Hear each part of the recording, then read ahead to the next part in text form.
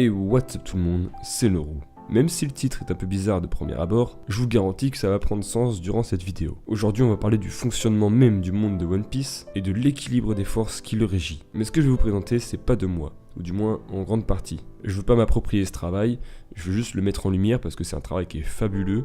C'est réalisé par ceux qui tiennent le site La Volonté du Dit. Sur leur site on trouve des études qui sont vraiment très pertinentes sur le monde de One Piece. Et donc là j'ai fait un peu un mélange de deux de leurs études pour vous faire cette vidéo. Bref, n'hésitez pas à aller fouiller un peu sur leur site et sur leur forum. Mais en attendant, on va commencer cette vidéo. C'est parti! Comme vous le savez, l'entité la plus imposante et bien sûr la plus importante du monde de One Piece, c'est bien entendu le gouvernement mondial qui a sous sa tutelle plus de 170 pays. Je reviendrai pas sur le comment il a été créé, tout ça, j'ai déjà évoqué dans pas mal de vidéos et en plus ça reviendra dans quelques vidéos à venir. Bref, l'objectif du gouvernement mondial est clair, créer un véritable ordre mondial. Notez bien le mot ordre car il a son importance. Leur objectif est de créer un monde stable et un monde sûr. Et pour ça, ils utilisent des méthodes qui sont parfois un peu radicales. Mais c'est parce qu'ils veulent l'ordre absolu, sans aucune faille. Ils ne peuvent pas laisser quiconque menacer cet ordre établi. Et c'est là qu'apparaissent les pirates. Pirates qui symbolisent la liberté selon Oda, comme on l'a vu il y a une semaine dans le premier épisode de Sentetsu. Mais les révolutionnaires c'est pareil, même si on va pas trop en parler dans cette vidéo. Le gouvernement mondial lutte contre les pirates qui, en revendiquant une certaine liberté et un mode de vie sans aucune contrainte, vont à l'encontre de l'idéal de ce même gouvernement mondial. Bah oui, parce que ils veulent au contraire contraindre tout le monde, c'est-à-dire se mettre au-dessus de tout le monde et leur imposer des choses, afin de construire cet ordre mondial. Donc dans cet ordre, les pirates seraient littéralement le chaos, qui signifie le désordre, donc le non-ordre, en opposition à l'ordre du gouvernement mondial bien sûr. Le gouvernement mondial ne peut pour autant pas se permettre de lutter contre tous les pirates à la fois, bien entendu.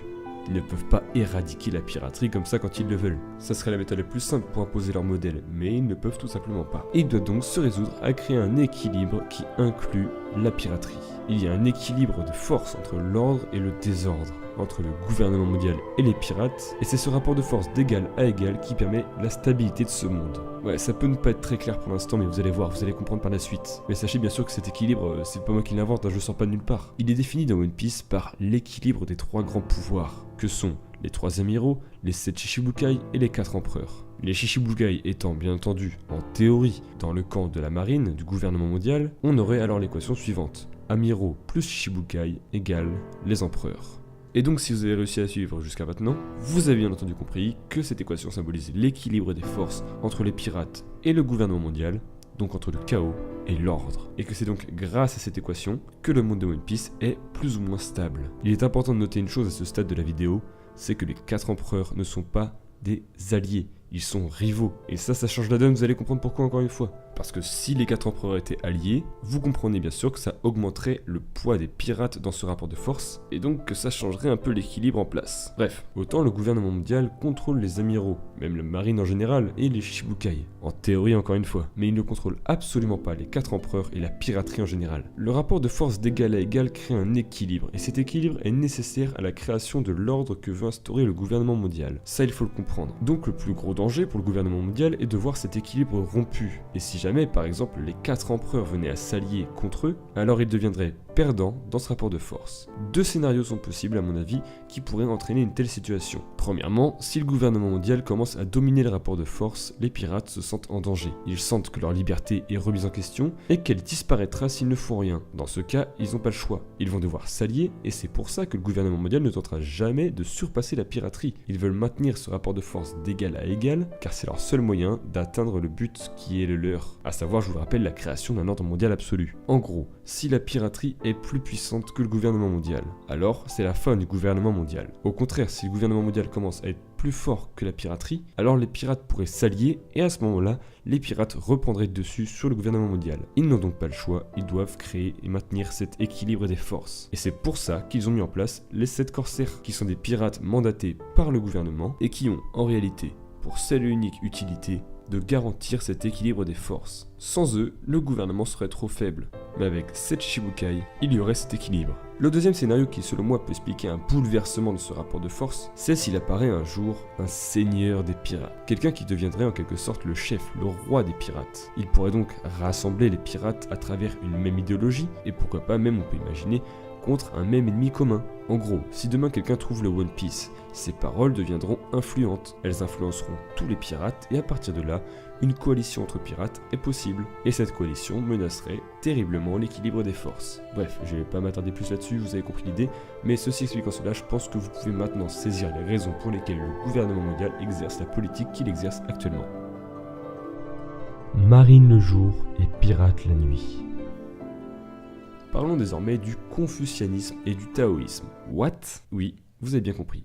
On change totalement de sujet, mais vous vous en doutez, c'est pas fait par hasard. Pour ceux qui ne connaissent pas ces deux doctrines qui sont à la fois strictement opposées et parfaitement complémentaires, elles font partie des 3 piliers de la pensée et de la philosophie asiatique. Le troisième étant le bouddhisme, mais qui lui s'apparente plus à une religion. Bref, en gros, voilà un petit résumé sans rentrer dans les détails de ce que c'est ces deux idéologies.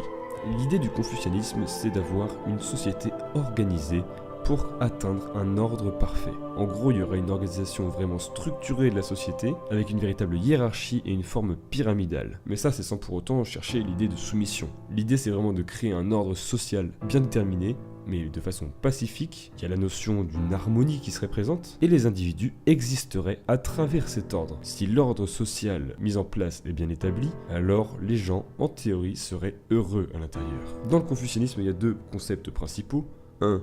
Le li, qui est l'ensemble des règles à respecter définissant les relations individu-société, donc ça a pour but de créer cette harmonie dans l'ordre qui serait parfait, et le ren, qui est l'ensemble des règles à respecter définissant les relations entre les individus de la société. Mais bref, ce qu'il faut retenir, c'est surtout qu'il y a un ordre qui serait bien structuré, hiérarchisé, et aussi harmonisé selon des règles précises. Et ça nécessite quelque chose qui est une confiance de tous les individus de la société envers ceux qui font la loi, ceux qui font les règles. Passons maintenant au taoïsme, et ça va être un petit peu plus rapide parce que comme je vous l'ai dit, de toute façon, ça se définit comme étant l'opposé du confucianisme. Ici, l'harmonie recherchée n'est donc pas avec la société, mais avec la nature. On s'intéresse donc au rapport individu-nature, et on voit la société comme quelque chose de mauvais pour l'homme. Le but pour tout individu est de s'écarter de cette société et de se rapprocher au maximum de la nature. La seule règle à suivre est de suivre son instinct, parce que l'instinct est la seule chose qui peut établir des règles véridiques, les règles les plus justes possibles pour chacun. Pareil, par opposition, il n'y a pas de vraie hiérarchie. On ne cherche pas non plus à gouverner, on ne cherche pas à faire une pyramide. Les individus, on ne veut pas les rendre utiles pour une société.